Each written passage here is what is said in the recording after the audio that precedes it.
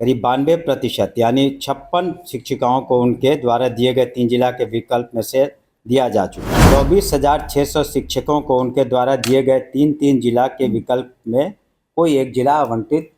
उनके द्वारा जो मांग की गई थी उसे कर दिया गया। परीक्षा फल का प्रकाशन 16/11/25, परीक्षा का आयोजन 12/10/25 से 31/10/25, यानी हर चीज़ को हम लोगों ने पारदर्शी तरीके से आपके सामने रख दिया है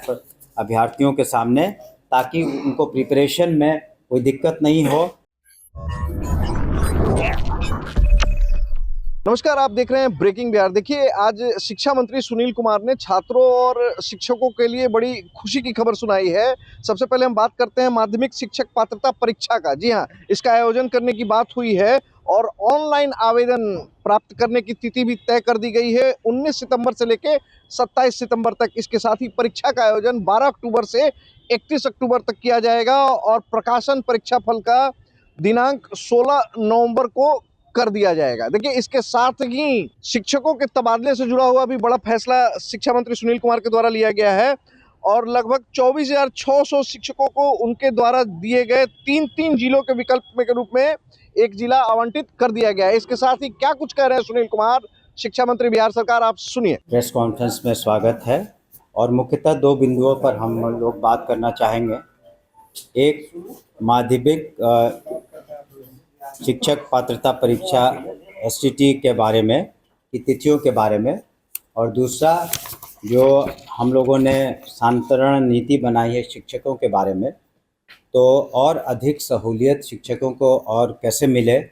बिल्कुल पारदर्शी तरीके से, ताकि उनका परफॉर्मेंस बेहतर हो सके। इन्हीं 2 बिंदुओं पर हम लोग बात करना चाहेंगे और इसके अतिरिक्त अगर आपको कोई प्रश्न हो तो आप पूछ सकते हैं। तो जैसा कि आपको पता है, हम सभी जानते हैं कि माननीय मुख्यमंत्री श्री नीतीश कुमार जी की प्राथमिकताओं में से शिक्षा विभाग बहुत ऊपर आता है और बजट के अलावे जो नियुक्तियां हुई लाखों में शिक्षकों की, तो उनको कहां पर किस जगह उन्हें पदस्थापित किया जाए,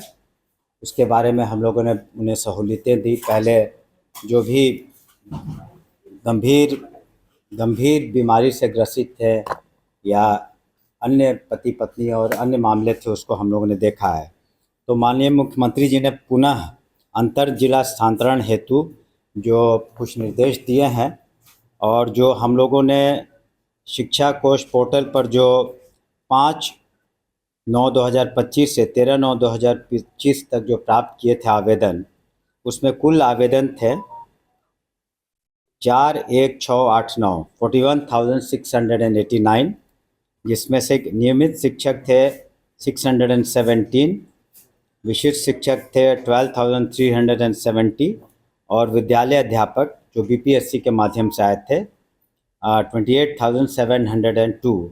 यानी कुल 41,689 इतना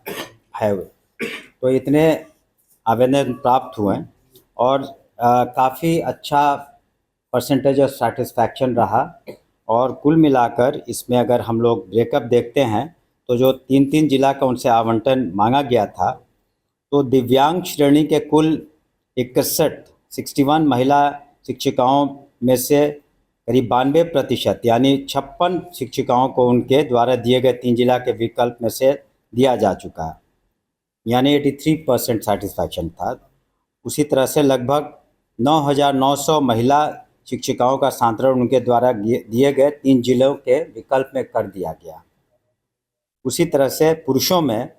14,700 पुरुष शिक्षकों का स्थानांतरण उनके द्वारा दिए गए 3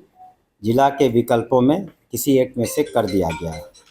इस प्रकार अगर आप देखेंगे तो लगभग 24,600 शिक्षकों को उनके द्वारा दिए गए 3-3 जिला के विकल्प में कोई एक जिला आवंटित उनके द्वारा जो मांग की गई थी उसे कर दिया गया। शेष 17,000 शिक्षकों में जिन्हें उनके द्वारा विकल्प के जो ज़िले थे, जो विकल्प ज़िले नहीं दिए गए, तो अब हम लोग देख रहे हैं, हम लोगों ने समीक्षा की है कि कक्षावार, विषयवार रिक्तियां कहाँ कहाँ उपलब्ध है जिसके कारण उन्हें दिक्कतें हुई, तो उन्हें पुनः 3-3 जिला यानी जो शेष बचे हुए हैं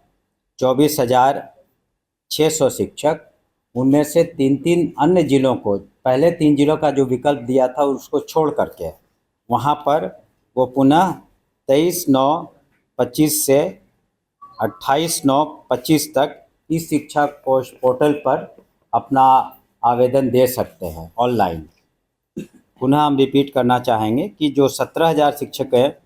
शिक्षकों को जिन्हें उनके द्वारा जो 3 जिले विकल्प के रूप में देना था वो नहीं मिल पाया, जो हमने कारण बताए, तो उन्हें पुनः एक मौका दिया गया है 23/9/25 से 28/9/25 तक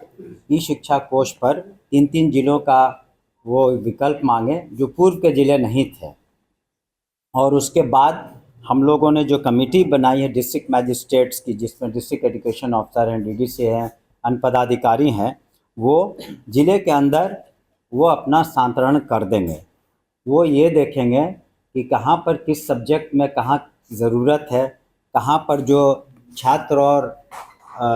जो शिक्षक हैं उनका रेशियो क्या है, कहाँ ज़्यादा है कहाँ कम है, तो उसका रैशनलाइजेशन करेंगे। और वैसे कोई अगर मामले आते हैं जो दूसरे ज़िलों में स्थानांतरण करना बहुत आवश्यक है निजी कारणों से या बीमारी कारणों से, तो वो मुख्यालय में सेक्रेटरी साहब को अपना वो कमेटी रिकमेंडेशन दे देगी, जिस पर हम लोग विचार करके निश्चित रूप से उसको देखेंगे। तो ये स्थानांतरण नीति जो हमारी है उसमें कुछ और हम लोगों ने विकल्प दिए हैं जो छूट गए हैं शिक्षक, और बिल्कुल उदार तरीके से आपने देखा होगा कि पुनः दिया है। बिहार विद्यालय परीक्षा समिति द्वारा जो एसटीटी 2025 का आयोजन किया जा रहा है, ऑनलाइन उनकी जो टिशन्स लिए जा रहे हैं, तो माध्यमिक शिक्षा पात्रता परीक्षा एसटीईटी 2025 की जो संभावित समय तालिका ये है। ऑनलाइन आवेदन प्राप्त करने की तिथि दिनांक 19/9/25 से 27/9/25। फिर रिपीट करेंगे, ऑनलाइन आवेदन प्राप्त करने की तिथि 19/9/25 से 27/9/25। परीक्षा का आयोजन दिनांक 12/10/25 से 31/10/25 और परीक्षा फल का प्रकाशन 16/11/25। तो आप परीक्षा फल का प्रकाशन 16/11/25, परीक्षा का आयोजन 12/10/25 से 31/10/25, यानी हर चीज़ को हम लोगों ने पारदर्शी तरीके से आपके सामने रख दिया है अभ्यर्थियों के सामने, ताकि उनको प्रिपरेशन में कोई दिक्कत नहीं हो और वो इसी के अनुसार अपना प्रिपरेशन करें एसटीईटी का और ऑनलाइन अप्लाई करके, ताकि उसमें जो मेरिट पर आएंगे विभिन्न वर्गों में उसी तरीके से हम लोग फिर आगे की कार्रवाई करेंगे। तो ये 2 महत्वपूर्ण घोषणाएं थी जो माननीय मुख्यमंत्री जी चाहते थे कि शिक्षकों को और विकल्प दिए जाए उदारतापूर्वक, और शुरू से ही हम लोगों की नीति रही है, चाहे उनकी नियुक्ति रही हो या उनका स्थानांतरण रहा हो, बिल्कुल स्वच्छ तरीके से और पारदर्शी तरीके से हुआ है, और स्थानांतरण भी बिल्कुल स्वच्छ और पारदर्शी तरीके से हो रहा है। और एसटीटी की जो मांग थी उसको भी हम लोग पूरा कर रहे हैं। तो हमें पूरी उम्मीद है कि जो बिहार में जो युवा वर्ग है उन्हें, तो माननीय मुख्यमंत्री जी ने जो अपना घोषणा किया था कि 9 लाख से ज़्यादा नौकरियां देंगे, करीब करीब सभी विभागों को देख लिया जाए तो 10 लाख नौकरियां हो चुकी हैं और करीब करीब 40 लाख रोजगार भी सृजित किए जा चुके हैं। तो जैसा कि आपने सुना कि नवरात्र के पहले ही दिन, जैसा हमने आपको बताया कि शिक्षकों के लिए और छात्रों के लिए बड़ी खुशी की खबर है, और आप संभवतः ये मानकर चलें कि जब तक आचार संहिता लागू नहीं होता है शिक्षकों और छात्रों के लिए कुछ और नई खबर भी सुनने को आपको मिल सकता है। खबरों में फिलहाल इतना ही, तब तक के लिए दे इजाजत, नमस्कार।